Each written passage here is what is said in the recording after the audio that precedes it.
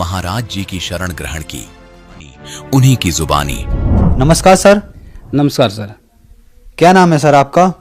जी पाली नागर नाम है मेरा। कहाँ से आए हैं सर? जी मैं शिवानी बोलान, जिला हिसार, हरियाणा से आया हूँ। सर, संत रामपाल जी महाराज की शरण में आने से पहले आप क्या भक्ति साधना करते थे? मैं उसको भक्ति नहीं बोलूँगा आज, वो बिल्कुल मैं ड्रामा किया करता था भगवान के नाम पे, भक्ति के नाम पे। और मैंने ऐसा कोई पंथ और ऐसा कोई मंत्र, ऐसा कोई संत नहीं छोड़ा देश के अंदर कि जो मेरे से बचा हो। एक एक्टिव और एक ऐसा एक्टर था कि मैं बचपन से ही मैं स्टेज पे प्रोग्राम किया करता स्कूल टाइम में। वही ड्रामा, वही एक्टिंग मैंने अपने निजी ज़िंदगी में डाल ली और मैं संतों की शरणों में जाने लगा। और मुझे लोग देते थे, मैं तब जाता था, शब्द वाणियाँ कहता था और मैं लोगों को तरह तरह के भगवान के बारे में अचंभित करने वाले नुस्खे बताया करता था।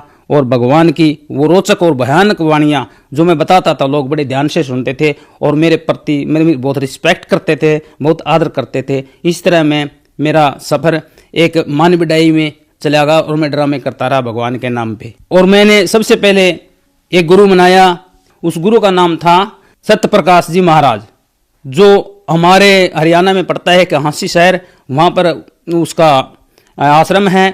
और उसके बाद मैंने सरसा में गुरमीत राम रहीम सिंह जी से भी मैंने उपदेश लिया।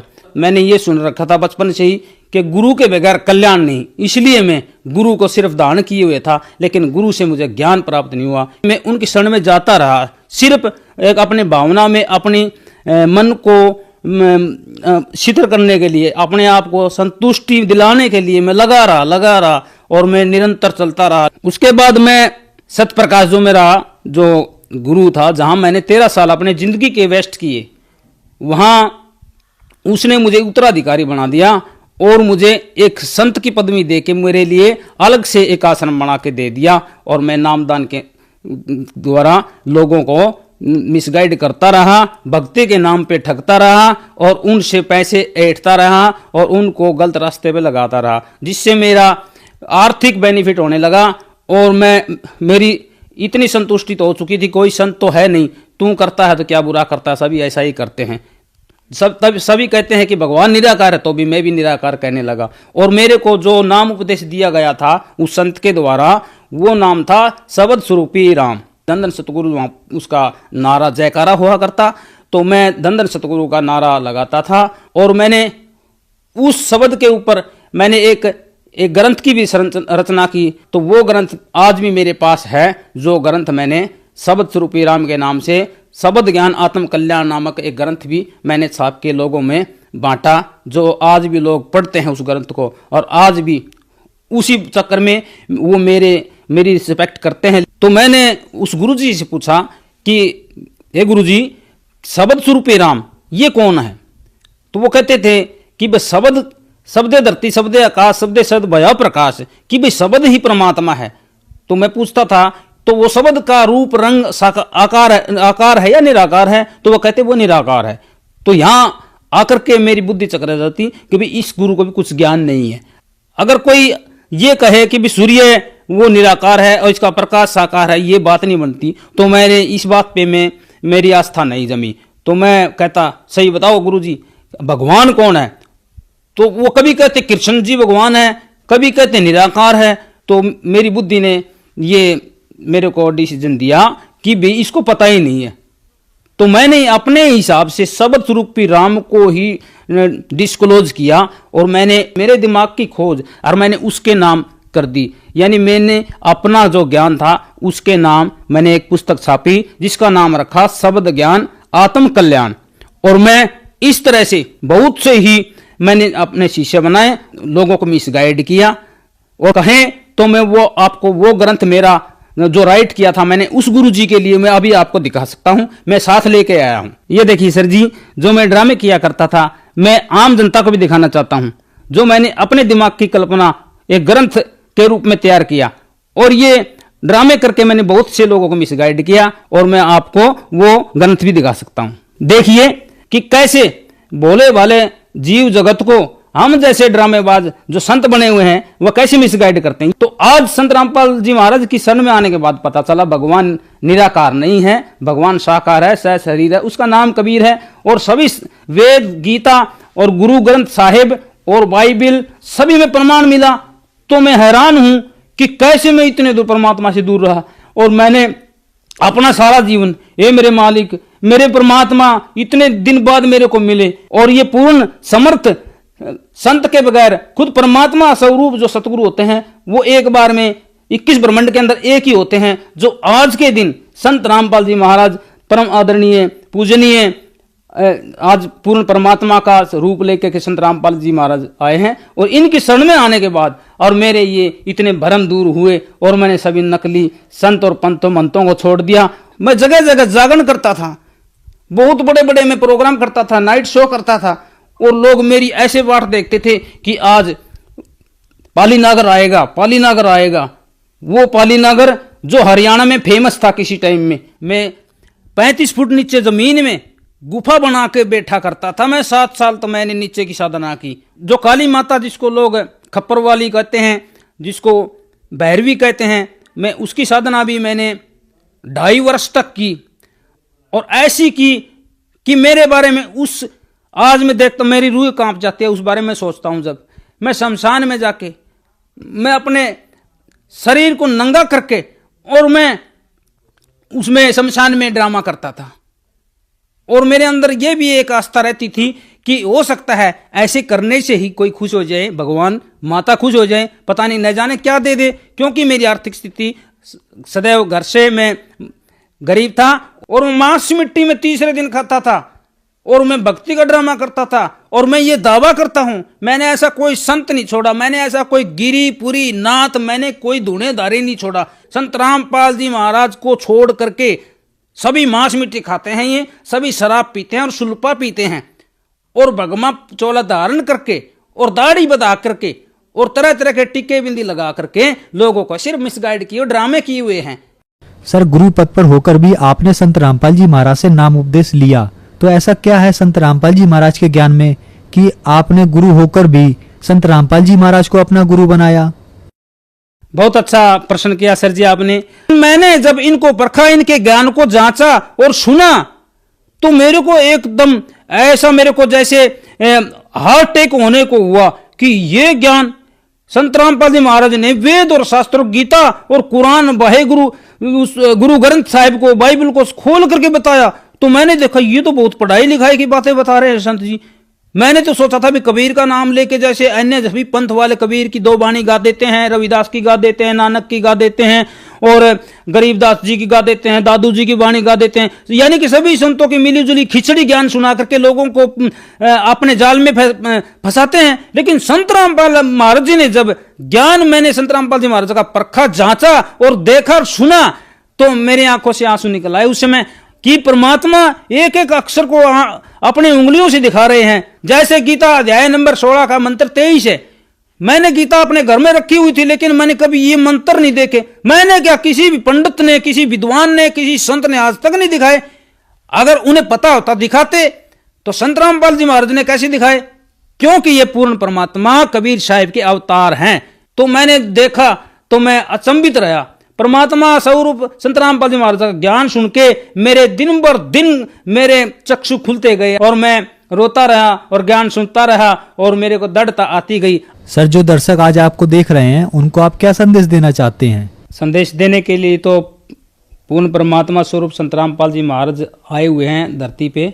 मैं तो हाथ जोड़ के सभी से यही अरदास करना चाहता हूं कि आप अपने आत्मा से, अपने विचार करके, शिक्षित लोगों सभी भ्रम जाल में न रह करके आप हर बात को आप खरी करके देखो। आप अपने सदग्रंथों के, जो मुस्लिम भाई है वो अपने कुरान को देखो, जो हिंदू भाई है वो वेद और गीता को देखो, और जो सिख भाई है वो गुरु ग्रंथ साहिब को देखो, और जो हमारे ईसाई भाई है, जो क्रिश्चियन भाई है, वो अपने बाइबल को देखो।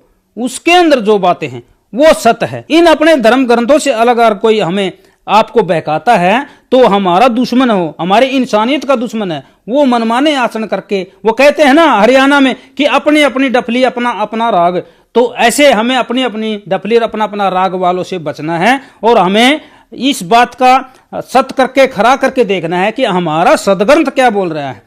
और वो सदग्रंथ सिर्फ और सिर्फ संत रामपाल जी महाराज खोल कर के बता रहे हैं टीवी चैनलों के अंदर से कि सभी धर्मगुरुओं को और अपने ज्ञान चर्चा के लिए आमंत्रित कर रहे हैं। अगर किसी के पास ज्ञान होता तो संत रामपाल जी महाराज का ये चैलेंज क्यों कबूल नहीं कर रहे?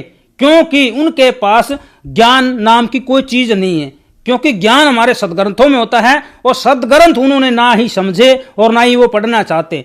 वो मनमाना आचरण करके लोगों को अपने छलावे में अपने मनमुखी बातों से बहका के और तरह तरह के देवी देवता और भगवान बना बना करके अपनी पूजाओं में लगा रखा है और चंदा और अनुदान के द्वारा अपना घर और अपना पेट के लिए ही वो सारा ये प्रोपेगेंडा कर रहे हैं। उन्हें भक्ति से और समाज से और मानव कल्याण से कोई मतलब नहीं है। जो मेरा पहले वाला गुरुजी था उसका नाम सतप्रकाश, वो मेरे पास 2 या 3 बार गाड़ी लेकर के मेरे पास आ चुके हैं। मैं उससे कहता हूं कि बार बार मेरे पास मत आओ, मैं अब इस पाखंड में फंसने वाला नहीं हूं।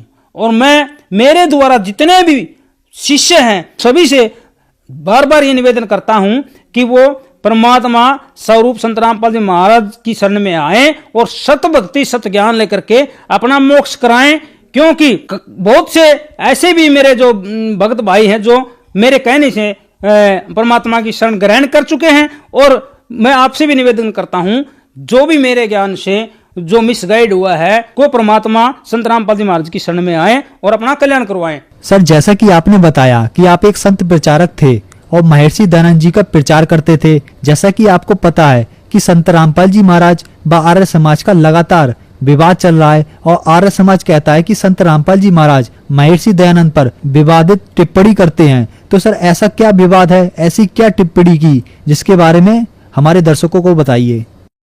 कम से कम मैंने 15-20 साल तक आर्य समाज महर्षि दयानंद जी के का बहुत में अनुसरण किया है। महर्षि दयानंद जी के बहुत मैंने प्रचार किए हैं। आर्य समाज में अग्नि विषम देव जो हमारे हिसार के अंदर बस स्टैंड के पीछे मठ है, मैं वहां रहा करता अग्नि विषम देव जी के साथ में आर्य आचार्य है। और गांव में स्कूलों में मैं प्रचार के रूप में महर्षि दयानंद जी की मैं महिमा बिडाई गाया करता। लेकिन मेरे को जो महर्षि दयानंद जी का सत्यार्थ प्रकाश है उस बारे में उस समय मुझको कुछ भी पता नहीं था और मैं गेरुए कपड़े पहन के भगमा कपड़े पहन के मैं उनके विचार प्रकट करता था और लोग बड़े पसंद करते थे। लेकिन संत रामपाल जी महाराज की शरण में आने के बाद मेरे को पता चला जो आर्य समाज के लोग हैं, जो मेरे जैसे निकम्मे, वो क्यों संत रामपाल जी महाराज के पीछे पड़े हुए हैं। महर्षि दयानंद ने लिखी हुई है, क्या सूर्य पे आदमी रह सकता है? महर्षि दयानंद ने लिखा है एक जगह पे कि अगर लड़की 24 वर्ष की हो जाए, आर्य को चाहिए कि 48 साल के मनुष्य के साथ उसकी शादी करनी चाहिए। क्या हमारे समाज में यह संभव है? क्या हमारी लड़की 24 वर्ष की हो तब 48 साल के इंसान के साथ हमें उसको विवाह कर सकते हैं? उसका संत रामपाल जी ने अपने घर से नहीं बनाई है, सत्यार्थ प्रकाश के अंदर से निकाल करके अखबार में लेख लिखा और तब उन लोग विरोध किया। और भी बहुत सी टिप्पणियां मैं आपको बता सकता हूं। जैसे महर्षि दयानंद ने लिखा है कि जब कोई बहन बेटी हमारी विधवा हो जाए तो उसका दूसरा विवाह मत करो। तो पूछने वाले ने जब पूछा कि इससे क्या होता है, तो महर्षि दयानंद ने लिखा है धर्म है ना जो पति वर्ता का, वो धर्म गिर जाता है। तो पूछने वाले ने कहा तो उसकी सारी उम्र, जो जवान लड़की होती है सारी उम्र उसकी कैसे व्यतीत होगी? तो महर्षि दयानंद ने उत्तर दे रखा है कि उसे चाहिए कि वो अन्य पुरुष 11 पुरुष तक के साथ में नियोग कर सकती है, यानी कि पति पत्नी व्यवहार कर सकती है। ये टिप्पणी नहीं है, ये हकीकत तो महर्षि दयानंद जी का ज्ञान है जो संत रामपाल जी महाराज ने दुनिया को दिखा दिया और जिससे उन्होंने विरोध शुरू कर दिया। क्योंकि उन्हें अपनी रोजी रोटी की का खतरा है। क्योंकि जिस सत्यार्थ प्रकाश से और जिस महर्षि दयानंद के नाम से वो प्रोग्राम करके लोगों से दान लेते थे और जगह जगह प्रोग्राम के गांव में स्कूलों में, वो उनके प्रोग्राम बंद होने का उन्हें खतरा है, इसलिए वो विरोध करते हैं। तो इस तरह से महर्षि दयानंद के जो अनुयायी है, जो समर्थक हैं, उनके साथ साथ अन्य धर्मगुरुओं के भी परमात्मा स्वरूप संत रामपाल जी महाराज ने सच्चाई बताई है कि वो कहते क्या हैं और उनके धर्म ग्रंथों में क्या लिखा है। तो अन्य जितने भी संत है, जितने भी मंत है, जितने भी पंथ है, कोई न खतरा हुआ कि तुम्हारा अगर ज्ञान अज्ञान जो दुनिया में फैलेगा तुम्हें कौन मानेगा? क्या इस तरह से सच्चाई छुप सकती है? नहीं छुप सकती। तो हमें आज पता चला है कि संत रामपाल जी महाराज किसी की कोई गलत टिप्पणी नहीं करते, जो बताते हैं वो हकीकत बताते हैं, वो सत्य बताते हैं। और अगर वो सत्य और हमारे जैसे निकम्मे और मूर्ख लोगों को अगर गलत लगे तो वो संत रामपाल जी महाराज का कसूर नहीं है। उनका तो ये नेचर है कि समाज को सुधारना है और नकलियों से बचाना है और असली की पहचान करानी है, जो हमारे शास्त्रों में ज्ञान भरा पड़ा है। सर, संत रामपाल जी महाराज से नाम दीक्षा कैसे ले सकते हैं? संत रामपाल जी महाराज से नाम उपदेश लेना बहुत ही आसान है। बहुत से इंटरनेशनल टीवी चैनलों पे परमात्मा स्वरूप संत रामपाल जी महाराज के सत्संग प्रवचन आते हैं और उस पे डिस्प्ले होते हैं नीचे पीली पट्टी पे फोन नंबर। उन फोन नंबरों को आप नोट कीजिए और फोन मिलाइए, और जो फोन पर पे बात आप जिस भगत से होगी, भगत भाई से, वो उससे संपर्क करके, और परमात्मा संत रामपाल जी महाराज ने जगह जगह शहरों में, जगह जगह गांवों में और देश विदेश में नामदार केंद्र खोल दिए हैं। आप कहीं से भी नाम उपदेश लेकर के अपना कल्याण करवाइए और सतभक्ति प्राप्त करके मोक्ष की प्राप्ति कीजिए। धन्यवाद सर।